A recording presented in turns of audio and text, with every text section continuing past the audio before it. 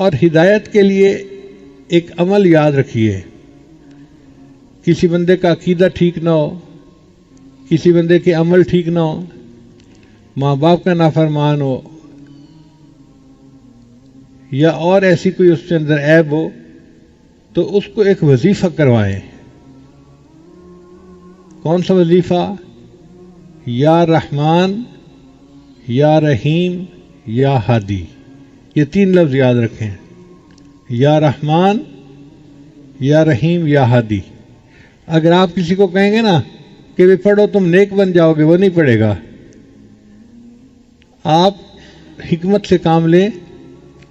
اگر کوئی بچی ہے، بے نمازی ہے، دنیا کی طرف لگی ہوئی ہے، دین کی طرف آتی نہیں ہے، اس کو کہیں کہ بچہ یہ عمل کرو، ہر نماز پڑھو، اور نماز کے بعد یہ 21 مرتبہ یا رحمان، یا رحیم، یا ہادی. اور اگر نماز نہیں بھی پڑھتی تو ویسے ہی دن میں 21 مرتبہ پڑھ لے یا رحمان، یا رحیم، یا ہادی، تو تمہارا رشتہ اچھی جگہ ہو جائے گا.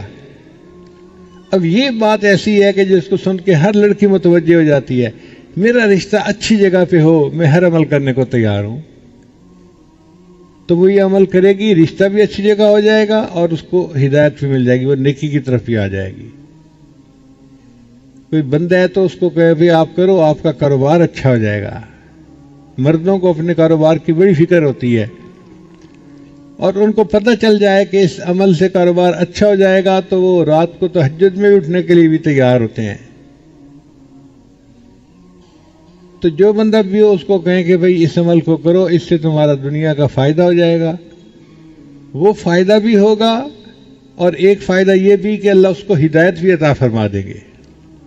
ہمارا یہ تجربہ ہے کہ جس بندے کو یہ عمل دیا جائے اور وہ اس کو باقاعدگی سے کرے، 40 دن گزرنے سے پہلے پہلے اللہ اس کو ہدایت عطا فرما دیتے ہیں.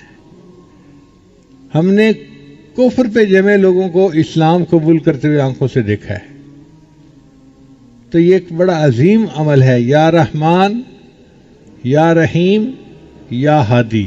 اور اپنے لیے بھی پڑھا کریں اس کو، کبھی کبھی 2-3 دفعہ پڑھ کے اللہ سے دعا مانگیں کہ اللہ ہمیں آپ نے ہدایت دی، اب ہدایت کے اوپر ہمیں جما دیجیے.